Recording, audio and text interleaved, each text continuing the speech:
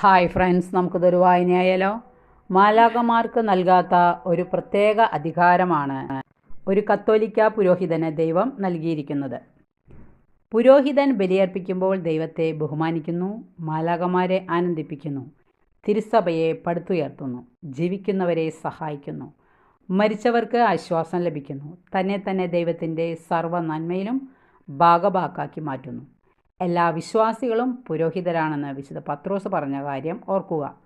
യേശുവിൻ്റെ ഭൗതിക ശരീരത്തിലെ അവയവമെന്ന നിലയിൽ എല്ലാ വിശ്വാസികളും പുരോഹിതരാണ്. ക്രിസ്തുവിനോടും തിരുസഭയോടും പുരോഹിതനോടും ചേർന്ന് ഓരോ വിശ്വാസിയും ദേവാലയത്തിൽ ബലിയർപ്പിക്കുന്നു.